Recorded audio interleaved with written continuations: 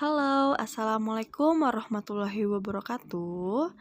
Kembali lagi dalam pelajaran Bahasa Indonesia. Untuk kali ini, kita masuk ke dalam bab 4, yaitu dengan materi teks puisi, di mana bab 4 ini bab terakhir nih. Kita ada di semester 1. Sebelum kita masuk ke dalam materi, alangkah lebih baiknya kita membaca doa terlebih dahulu. Bismillahirrohmanirrohim.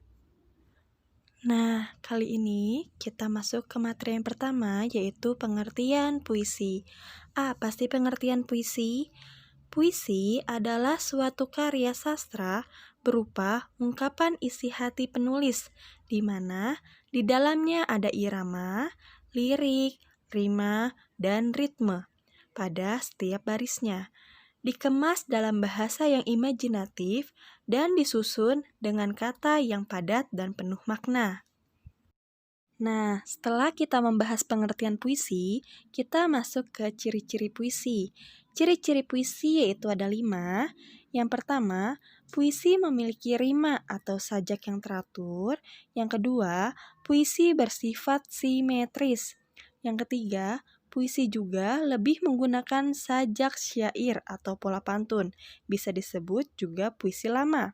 Yang keempat, puisi terdiri dari kesatuan sintaksis.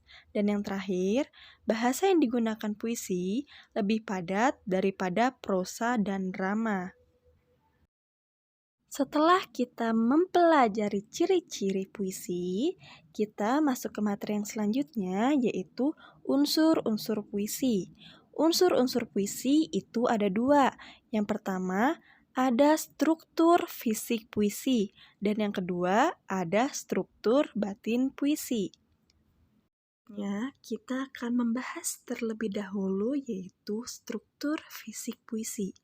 Struktur fisik puisi adalah unsur puisi yang bisa dilihat dan diamati secara langsung dengan mata. Struktur ini terdiri dari diksi, citraan atau imaji, majas, kata konkret, tipografi, dan rima. Di dalam struktur fisik puisi, ada beberapa unsur pendukung dalam struktur fisik puisi, di antaranya ada diksi. Diksi adalah pilihan kata yang digunakan seseorang, penyair untuk membuat puisinya. Yang kedua ada citraan atau imaji. Citraan atau imaji adalah susunan kata-kata yang dapat mengungkapkan pengalaman panca indera, seperti pendengaran, penglihatan, dan perasaan. Yang ketiga ada tipografi. Tipografi adalah bentuk puisi seperti halaman yang tidak dipenuhi kata-kata, tepi kanan dan kiri, pengaturan baris, hingga puisi yang tidak dimulai dengan huruf kapital pada awal kata dan di awal kalimat. Selanjutnya yang keempat ada kata konkret. Kata konkret adalah kata yang memunculkan imaji karena dapat ditangkap indera. Kata ini berhubungan dengan kisara atau lambang. Yang kelima ada majas. Majas adalah penggunaan bahasa dengan menghidupkan atau mengingatkan efek dan menimbulkan konotasi tertentu dengan bahasa figuratif yang menyebabkan puisi menjadi prismatis, artinya memancarkan banyak makna atau multi makna. Yang selanjutnya yang terakhir ada rima atau irama, adalah persamaan bunyi baik di awal, di tengah, maupun di akhir baris puisi. Selanjutnya kita masuk ke struktur batin puisi. Apa sih yang dimaksud dengan struktur batin puisi? Struktur batin puisi adalah unsur pembangun puisi berupa makna yang tidak terlihat oleh mata. Contohnya adalah tema, nada, suasana, perasaan, dan amanat atau tujuan. Di dalam struktur batin puisi, ada 4 unsur pembangun struktur batin puisi, di antaranya ada tema. Tema adalah pokok pikiran atau dasar cerita yang digunakan sebagai dasar untuk mengarang.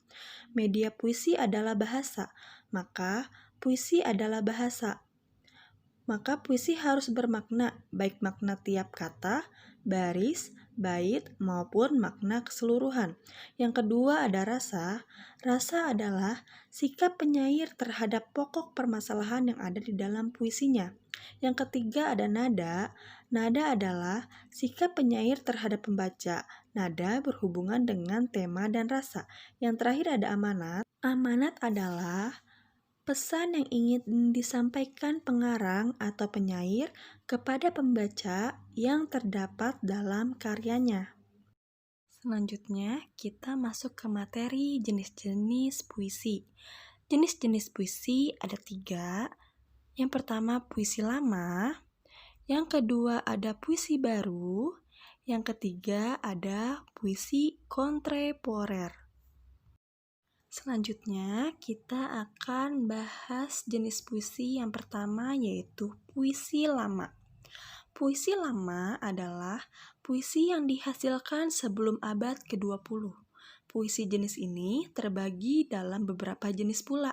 Di antaranya adalah pantun, talibu, pantun berait, pantun kilat, guridam, syair, dan mantra. Nah, selanjutnya kita akan membahas nih beberapa jenis yang ada di puisi lama. Yang pertama kita akan membahas pantun. Pantun adalah puisi yang terdiri dari 4 larik dengan rima akhir ab. Pantun dapat dibedakan berdasarkan jenisnya, seperti pantun lucu, pantun anak, dan sebagainya. Yang kedua ada mantra. Mantra yaitu ucapan-ucapan yang dipercaya dapat mendatangkan kekuatan magic. Biasanya dipakai dalam acara tertentu. Contohnya, mantra yang dirapal untuk menolak hujan atau sebaliknya. Yang ketiga ada karmina, yaitu salah satu prosa di mana bentuknya lebih pendek daripada pantun. Saking pendeknya bisa juga disebut dengan pantun ilat. Yang terakhir ada seloka, yaitu pantun yang berasal dari Melayu klasik yang berisi tentang kita masuk ke jenis puisi yang kedua, yaitu puisi baru. Apa sih puisi baru?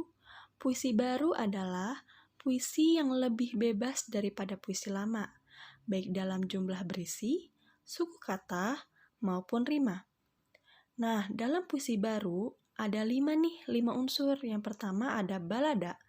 Balada adalah sajak sederhana yang mengisahkan tentang cerita rakyat yang mengharukan, terkadang disajikan dalam bentuk dialog ataupun dinyanyikan. Yang kedua ada ode. Ode adalah puisi lirik berisikan sanjungan kepada orang yang berjasa dengan nada agung dan tema serius. Umumnya, ode ditunjukkan untuk orang tua, pahlawan, dan orang-orang besar. Yang ketiga ada romansa. Romansa yaitu puisi yang cerita yang berisi luapan perasaan cinta kasih. Puisi romansa menimbulkan efek romantis. Yang keempat ada elegy, yaitu syair atau nyanyian yang mengandung ratapan dan ungkapan duka cita, khususnya pada peristiwa kematian. Dan yang terakhir ada satire, yaitu puisi yang menggunakan gaya bahasa berisi sindiran atau kritik yang disampaikan dalam bentuk ironi, sarkasme, atau parodi. Selanjutnya ada puisi kontemporer. Puisi kontemporer adalah jenis puisi yang berusaha keluar dari ikatan konvensional. Puisi kontemporer selalu berusaha menyesuaikan dengan perkembangan zaman dan tidak lagi mementingkan irama, gaya bahasa, dan lain-lainnya yang terdapat dalam puisi lama maupun baru. Selanjutnya kita akan masuk ke materi cara membuat puisi. Cara membuat puisi ada 4 poin. Yang pertama, tentukan tema atau judul. Yang kedua, menentukan kata kunci. Yang ketiga, menentukan gaya bahasa yang akan digunakan dalam puisi tersebut. Dan yang terakhir, yang keempat, kembangkan puisinya semenarik mungkin. Dan yang terakhir yaitu ada cara membuat puisi yang baik. Cara membuat puisi yang baik ada 4 poin. Yang pertama, ekspresi. mimik muka dan kejiwaan puisi. Yang kedua, kinesik atau gerakan tubuh yang sesuai dengan puisi yang dibawakan. Yang ketiga, artikulasi atau kejelasan dan ketetapan pelafalan kata. Yang keempat, ada inotasi, yaitu penekanan kata. Dan terima kasih untuk pembelajaran 1 semester ini. Kurang lebihnya mohon maaf apabila dalam 1 semester ini materi yang Ibu sampaikan kurang memadai. Jangan lupa tetap belajar untuk mengikuti ujian semester 1. Sampai bertemu lagi di materi selanjutnya dalam semester 2. Wassalamualaikum warahmatullahi wabarakatuh.